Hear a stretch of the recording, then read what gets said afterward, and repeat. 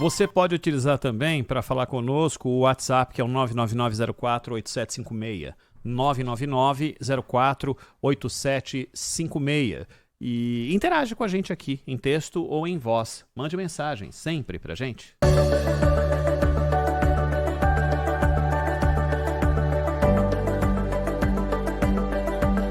Vamos voltar a falar sobre o conflito Rússia-Ucrânia e com tantos personagens e com tantas nuances desde que isso foi deflagrado.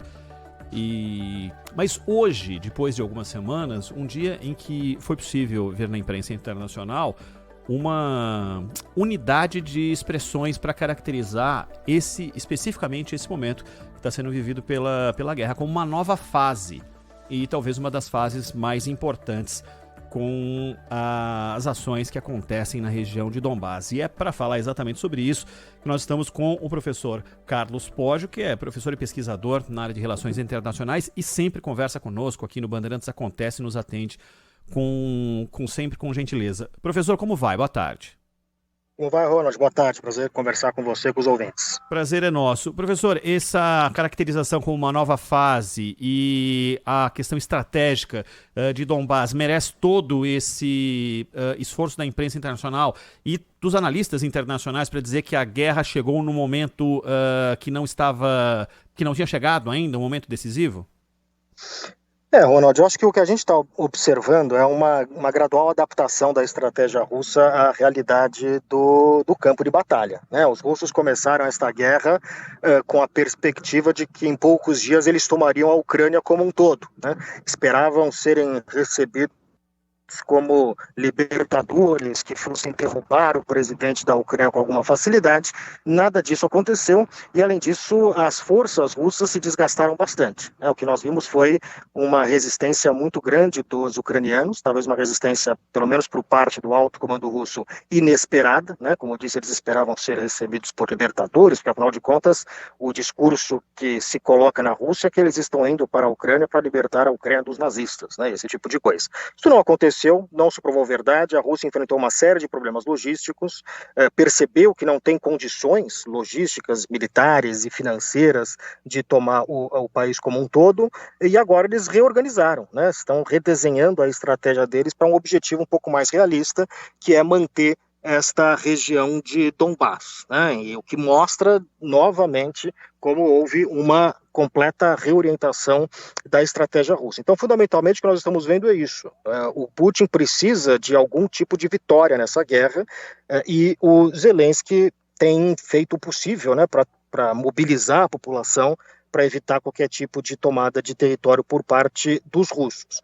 Isso nos indica, provavelmente, que ainda esta guerra tende a durar bastante tempo. Estamos vendo uma nova fase de uma guerra que tende a se estender por algum tempo. Ô, professor, boa tarde. Aquela frase tomada como máxima, né? Tão antiga que, embora alguns acreditem que ela seja do século XIX ou XVIII, há outros que atribuem a frase ao Ésquilo, ou seja, 5 séculos antes de Cristo. E ele foi soldado também, né? Não só um poeta brilhante, mas foi soldado, e que a frase, a primeira vítima da guerra é a verdade, há aqueles que atribuem essa frase ao Ésquilo. Muito difícil saber, né? Mas o fato é que as guerras comprovam isso. Mas essa tem sido muito diferente, porque o festival de mentiras parece incontrolável. Aliás, começa com o fato de que na Rússia a palavra guerra está proibida, censurada, e é preciso usar a expressão como Lavrov, chanceler, voltou a utilizar, operação especial. E o New York Times trouxe, inclusive o Greenwald foi quem eu vi numa publicação dele, mostrando que tudo indica, em vilarejos ucranianos, combatentes ucranianos usaram bombas de fragmentação e depois disseram que era uma ação russa. E agora sabe-se que não foi uma ação russa. Há o depoimento, um tanto quanto desprezado pela imprensa ocidental, da Victoria Nuland, quando ela diz, no Senado dos Estados Unidos, ela fala dos laboratórios, né, que trabalhavam com agentes que poderiam virar armas químicas e sob controle do Departamento de Defesa dos Estados Unidos em solo ucraniano. Imediatamente o Biden começou a falar que a Rússia pretendia fazer uma guerra química. E depois a própria Casa Branca admitiu que quando o Biden falou, e a Casa Branca e o Departamento de Estado do Blinken, que a China estava ajudando a Rússia com armas, etc., e depois isso foi mais uma vez desmentido, disseram que era apenas uma estratégia do Biden de avisar a China para que não fizesse isso. Mas o que ele disse publicamente foi que a China estava colocando armas à disposição da Rússia. É um festival de mentiras tremendo. E a imprensa ocidental parece ter optado por escolher as mentiras convenientes. Os acadêmicos, o senhor, por exemplo, como é que vocês trabalham nesse festival de mentiras para formar um conjunto crível de informações e análise? Ô Zaidan, boa tarde. É excelente a colocação que você faz, né? De fato, em qualquer guerra a gente tem, além da guerra militar, nós temos a chamada guerra de informação. E nesta, especialmente, nós estamos vendo isso elevado à 10ª potência. Eu diria que há duas razões aí para a gente prestar atenção. Uma delas, claro, é talvez a primeira grande guerra, né, das mídias sociais. Isso, como a gente sabe, potencializa muito a possibilidade de notícias negativas. Mas há um outro aspecto, Zaidan, que é o seguinte: quem acompanha a política russa há algum tempo e vê como é que a Rússia age nas guerras, e particularmente a partir do governo Putin, a gente consegue detectar alguns padrões, né? E um padrão central é o uso sistemático da mentira. Uma coisa é a mentira quando você nega algumas questões pontuais. Outra coisa é a mentira como estratégia sistemática de guerra, que é o que os russos têm feito. Por exemplo, essa questão de laboratórios biológicos é algo que já desde a União Soviética os russos alegavam que os americanos faziam. Na Geórgia eles falaram que os americanos estão fazendo a mesma coisa, e isso tem sido sistematicamente desmentido, né? Tem uma série de estratégias russas que nós estamos vendo aí que não são novidade, né? Isso dos russos, por exemplo, dizerem que não são os próprios ucranianos que estão se bombardeando, são os ucranianos que estão matando todo mundo na Ucrânia só para fazer os russos se parecerem mal, como provocação, tudo isso se insere numa estratégia que não começou com a guerra da Rússia. A gente tem um padrão já muito longo para poder entender como é que os russos operam. A gente poderia voltar, inclusive, até o século XVII e ver qual foi a estratégia russa de expansão para o Oriente, mas não precisamos voltar tanto. Se a gente voltar só até 99, que é quando o Putin assume, a gente percebe que o governo Putin, que o putinismo, ele se orienta dentro de uma estratégia mais ampla, na qual a mentira estratégica é algo crucial. Afinal de contas, o Putin é alguém que vem da KGB. Isso se insere numa outra questão, que são uma série de teorias da conspiração que são alimentadas dentro da Rússia, né? O ambiente informacional num país autocrático como a Rússia, que é controlado pelo Putin, que as pessoas consomem apenas aquilo que o Estado permite que elas consomem, isto acaba criando uma situação muito complicada. Então, o que a gente tem feito, você perguntou sobre como os analistas têm atuado nessa questão, é a gente olhar para esse conflito não em isolamento, né, e simplesmente dizer, não, são apenas duas versões, qualquer um pode estar dizendo a verdade ou a mentira. Não, a gente conhece a estratégia russa. Por exemplo, falar de nazistas, né? Vamos tirar os nazistas da Ucrânia. Isso é um elemento, essa instrumentalização do nazismo é um outro componente já clássico da administração Putin, né? Eles chamam todo mundo que eles não gostam, adversários, de nazistas. Então tem essa questão que é uma questão muito forte. Um outro elemento que existe já desde os anos 80, mas que também foi reforçado com o Putin, é aquilo que eles chamam de russofobia, né? Que até tem algumas pessoas comprado um pouco esse conceito aqui do Brasil, que é um pouco essa visão de que a Rússia está cercada por inimigos e os inimigos estão a todo momento pensando de que forma que eles vão fazer com que a Rússia se enfraqueça, né? Quer dizer, então isso também tem sido usado pelo Vladimir Putin. Quando se trata de Estados Unidos, por exemplo, se os Estados Unidos, veja, aqui não estou fazendo uma avaliação do caráter dos países, né? Quer dizer, que são americanos ou russos. Estou fazendo uma avaliação da institucional. Uma coisa é uma autocracia, outra coisa é uma democracia. Numa democracia você consegue detectar de forma mais rápida e corrigir e expor as mentiras que são contadas. Todos contam mentiras. Numa autocracia, quando a mentira é usada de forma sistemática, estratégica, e o governo tem controle da informação, e o Putin praticamente acabou com qualquer vestígio de imprensa livre que restava na Rússia, e quando a gente olha, repito, né, a estratégia russa dentro de um contexto mais amplo desde 1999, na Chechênia, na Síria, eles faziam a mesma coisa na Síria. Eles negaram, por exemplo, que o Assad usou armas químicas. Diz que não, foram os próprios terroristas que usaram armas químicas só para fazer o Assad parecer mal. Então tem uma estratégia aí, Zaydan, que não é nova, né? Então é isso que a gente está examinando. Mas, professor, o Putin é um ditador, um autocrata, e isso é indiscutível, né? Inclusive apoiador e até sustentador de ditaduras, né? Ele ajuda a manter a ditadura na Venezuela, o Assad, embora tenhamos descoberto que se o Assad cai, não subiria uma democracia, né? Provavelmente subiriam radicais sunitas. Mas enfim, ele é um autocrata, é um ditador, sustenta também junto com a China a Coreia do Norte, isso é óbvio. Agora, os Estados Unidos, no caso dos laboratórios, não foi, embora a Rússia alegasse isso antes, mas houve uma admissão pública no Senado da subsecretária de Estado, Victoria Nuland. No caso do alto bombardeamento com bombas de fragmentação, que torna a coisa ainda mais grave, o New York Times não se baseou em informações russas. O governo americano, o atual governo americano, ele passou por uma eleição onde foi contada a mentira de que os e-mails do Hunter Biden eram produzidos pela espionagem russa. E agora New York Times e Washington Post admitem que embarcaram numa grande mentira. Foram cúmplices, na verdade, daquilo que aconteceu.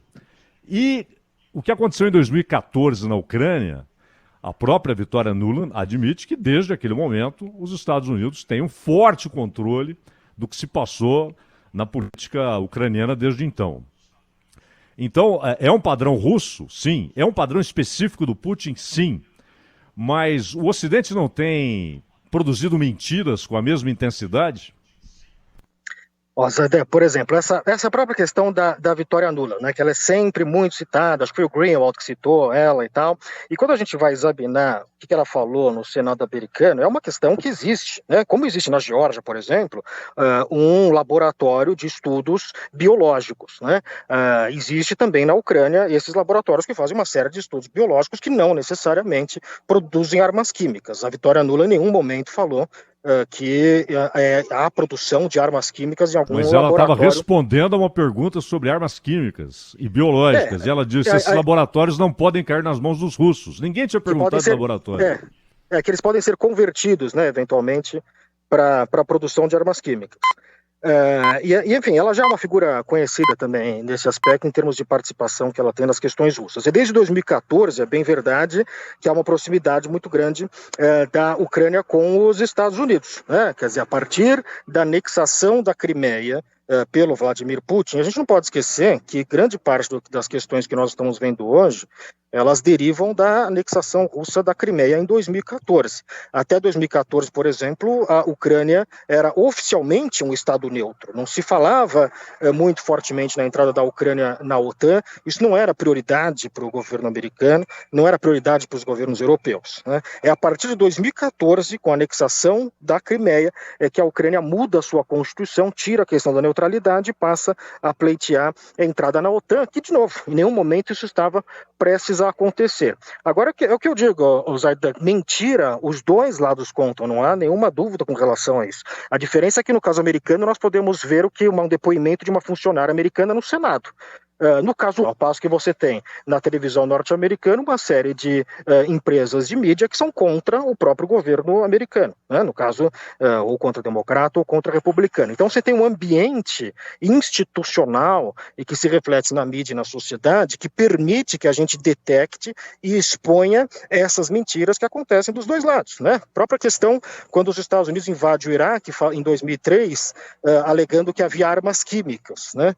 Isto foi que o satélite tinha armas de destruição em massa. Isto foi exposto, né? Os Estados Unidos acabou sendo expostos pela sua mentira, pelo seu erro de inteligência. Mas o que a gente vê no caso russo não é uma questão de admissão, olha, não, de fato nós estávamos equivocados, a gente pensou, a inteligência estava errada. O que a gente vê é uma estratégia deliberada de utilizar a mentira como arma de guerra de forma sistemática. E quanto a isso, a gente tem que necessariamente fazer essa diferenciação para não cair num falso paralelo e dizer que não, os dois lados mentem, então, portanto, a gente não sabe em quem acreditar. Há formas e mecanismos da gente apurar de forma melhor a verdade em instituições democráticas do que em estruturas mais autoritárias. O professor, só uma última questão. O senhor citou a história da nazificação e desnazificação, né, que foi citada pelo Putin como desculpa e tal, mas o Congresso dos Estados Unidos já chegou a declarar o batalhão Azov como um batalhão nazista, como uma grande força nazista armada, até porque ela tem vínculo, o batalhão Azov tem vínculo com o Ministério do Interior da Ucrânia. E hoje a própria imprensa ocidental muitas vezes tenta dourar a pílula em relação ao batalhão Azov, que está fortemente armado com armas da OTAN. Não há um risco aí, para os ucranianos, eu digo, posteriormente à guerra, que esse pessoal tenha armas pesadas? Não, eu não tenho dúvida nenhuma que a fase posterior à guerra vai ser muito complicada para a Ucrânia, não por conta apenas, né, do batalhão Azov, mas de uma série de outros grupos armados, uma milícia armada urbana que está se formando no país. Acho que isso vai ser um período de grande instabilidade. Veja, não é que não existem nazistas na Ucrânia, existem nazistas na Ucrânia, isso é um fato, isso é um dado, isso é um problema, né, da política ucraniana, inclusive do ponto de vista histórico, assim como existem nazistas na Grécia, existem nazistas nos Estados Unidos, existem nazistas na Rússia, inclusive, né? Mas não armados, bastante né? grande. Bom, aí nós não sabemos, né? Quer dizer, o batalhão Azov, ele não é 100% composto por nazistas, mas ele é uma presença de indivíduos que se declaram neonazistas bastante grande, e isso é preocupante. Agora veja, como é que você fabrica essas mentiras? Você pega fragmentos de verdade, né, como por exemplo, o batalhão Azov tem nazistas e que estão armados, e transforma isso, o governo ucraniano é nazista. É muito diferente, né? Então não é a forma mais adequada e conveniente de você trabalhar, e os russos são muito habilidosos nisso, de forma sistemática, mentira, é você pegar pequenos fragmentos de verdade. Existe uma fábrica que faz estudos biológicos, aí disso você pula, fala que tem armas biológicas. Existem ali uma quantidade, meia dúzia de nazistas aqui, então o país inteiro é dominado pelos nazistas. Agora, o que está se falando na TV russa, como eles estão um pouco surpresos com a reação da população ucraniana, não é mais o governo apenas que é nazista, é a população inteira que é nazista. E quando você fala que a população inteira que é nazista, você está construindo uma narrativa para justificar o genocídio que está acontecendo. Esses são todos nazistas, então vamos bombardeá-los. Isso tem sido repetido diariamente na televisão russa. Então é uma narrativa que está se tornando uma narrativa genocida, e isso é um problema, né? A gente precisa saber diferenciar essas coisas. Não estou dizendo que não há um problema com relação ao nazismo dentro da Ucrânia. Agora, disso dizer que o governo é nazista, há partidos nazistas, inclusive, que não foram, não tem representação nenhuma significativa dentro da Ucrânia. O presidente se eu não me engano, o único presidente judeu da Europa. Então, é preciso a gente tomar com uma certa medida de desconfiança algumas dessas declarações que vêm diretamente do Kremlin, do governo russo, que precisam ser filtradas, claro, sem a ingenuidade, né, que, como você disse muito bem, a imprensa ocidental muitas vezes compra uma narrativa de forma crítica ou tenta dourar a pílula, né, porque ela opera muito nessa coisa do preto e branco, esquerda-direita, binário, né? Precisa ser bom ou mal, quando não é bem assim que acontece na realidade. A gente precisa saber separar bem essas coisas. Não é que tem bons e maus nessa questão, mas existe um país invasor, agressor, uma grande potência, e um país invadido, né? A consequência que nós estamos vendo, a dinâmica mecânica que está acontecendo, é uma mecânica tradicional quando essa situação acontece. Quando os Estados Unidos invadiram o Iraque, eles eram um país invadido, invador, o Iraque, o país invadido, o que aconteceu? Os iraquianos também resistiram. Houve guerra de guerrilha, houve um padrão também semelhante, houve uma série de mentiras que foram contadas pelo governo americano. Mentiras essas que foram gradualmente sendo desmontadas, porque, como disse, a sociedade permite de forma mais aberta o desmonte dessas mentiras. Então a gente precisa ter cuidado sempre de evitar, né, e muitas vezes, como a gente vê na narrativa da imprensa, parece porque vende, né? A narrativa do mocinho e do bandido. Agora tem que ter algum tipo de clareza moral e clareza em termos do ponto de vista estratégico, como as coisas estão evoluindo. Carlos Poggio, professor e pesquisador na área de Relações Internacionais, sempre conosco aqui no Bandeirantes Acontece. Professor, um grande abraço, obrigado pela companhia, pelos esclarecimentos. A gente se fala numa próxima. Obrigado, Ronald, Zaidan, prazer sempre conversar com vocês. Obrigado. Boa tarde a todos. Valeu. Agora 4h37. Rede Bandeirantes de Rádio.